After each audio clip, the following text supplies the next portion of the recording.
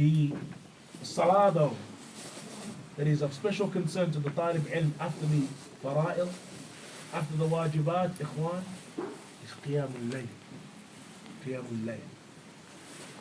There is no doubt that the talib ilm, and it was the statement of many of the Salaf, that he should have a portion of praying by night. It doesn't necessitate that, and it's possibly not possible for every individual to pray every night, by night, but he should have some portion of his time he should dedicate to praying by night. And wallahi, ikhwan, the fawaid and the benefit for the talib ilm, particularly of praying by night, are immense.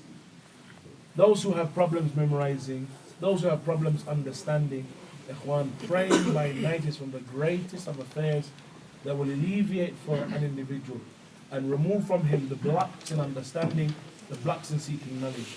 Ibn Umar, radiallahu anhuma, on an occasion, the Prophet ﷺ approached him and said, he said concerning him, نِعْمَ الرَّجُلْ عَبْدُ اللَّهِ لَوْ كَانَ يُصَلِّي بِاللَّيْلِ. That indeed Abdullah is a blessed individual if only he would pray by night. And it was said that Abdullah ibn Umar, he never used to abandon salah by night after that.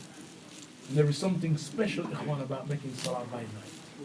There is something special about that Qiyam Al Layl, that a person abandons and forsakes his bed, and that he stands before his Lord even to pray rak'atayn.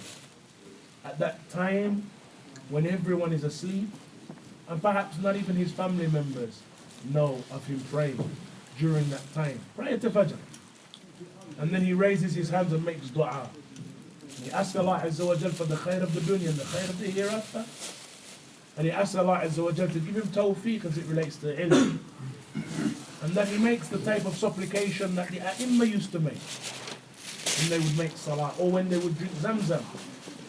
Hafiz ibn Hajar, he used to supplicate and ask Allah Azza wa Jal to make him greater than Imam al-Dhahabi. And he, without doubt, as Ahl al-Ilm mentioned, was greater. And those great A'imma, when he used to supplicate, oh Allah, teach me as you taught Ibrahim. Wafiqni ya Rabbi. Yani that a person makes supplication, make me the Imam of the dunya in this time. Make the supplication. Make me the Imam of London. Make me the Imam of Birmingham. And no one surpasses me in knowledge and action. In knowledge and action. That type of dua, ikhwan, the A'imma of the Salaf, they would make that type of supplication. Yani raise me with knowledge, bless me with knowledge. And so the talib ilm, ikhwan, the prayer by night, he sees the benefit of it. And on some occasions he sees the benefit of it immediately. Yani sometimes, ikhwan, the Qiyam Al Layl, a person may make Qiyam and ask Allah Azza wa Jal for something by night, and he immediately sees its manifestation by the day.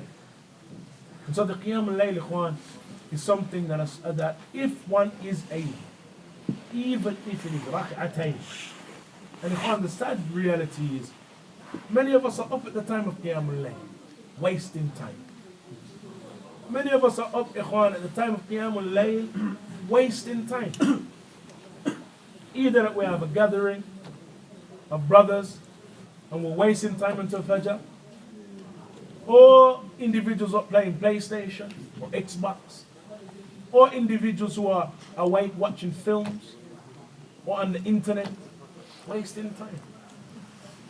When it would have been far more beneficial for him to make wudu and play rak'atayn. If you can make qiyam, as the Prophet ﷺ made qiyam, 8 rak'at and then witr, فَبِهَا وَنِعْمَةً.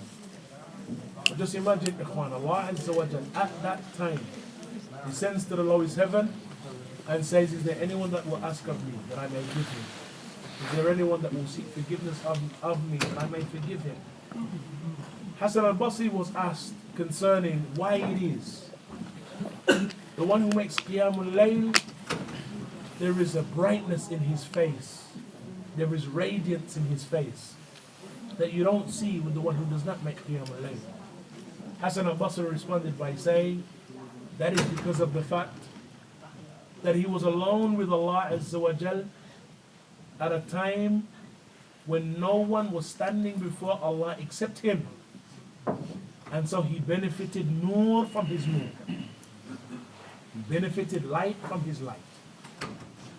And so the affair of Salah, Ikhwan, is one that we shouldn't abandon, no doubt, Ikhwan. The Salaf of this ummah, the A'imma of Hadith, from the things, if anyone reads their biographies, anyone, look at any one of the A'imma of Hadith, you'll find from their characteristics this affair of gathering between ilm and ibadah, ilm and worship, knowledge and worship.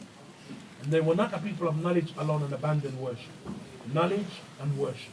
Knowledge and worship. And so that affair, Ikhwan, is one. I know it's difficult where we live, and things become difficult, time, work, and these things. But wherever possible, Ikhwan, that we dedicate our time to establishing acts of ibadah after fulfilling the wajibat, that a person tries his best to carry out what he is able from the nawafil, even if it is rak'atayn. Ikhwan, what will it take from you during that time of night?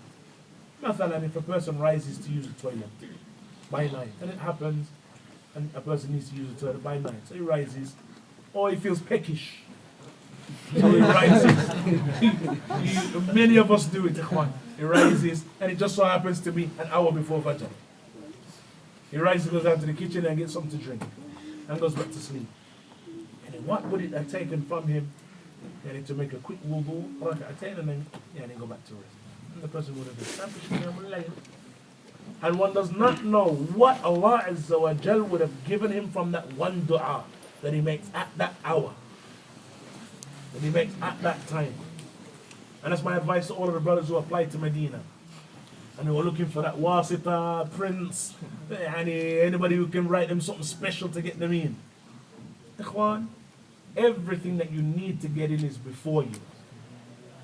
Allah Azza wa Jal hears the dua of the one who supplicates to him. Rise at that time. Salli rak'atayn. Raise the hands and ask Allah Azza wa Jal to bless you with it. And if it is written for you, Ikhwan, no doubt you will receive it. And there's nothing that changes qadr, as the Messenger of Allah, he mentioned, like the dua. Allah Ta'ala.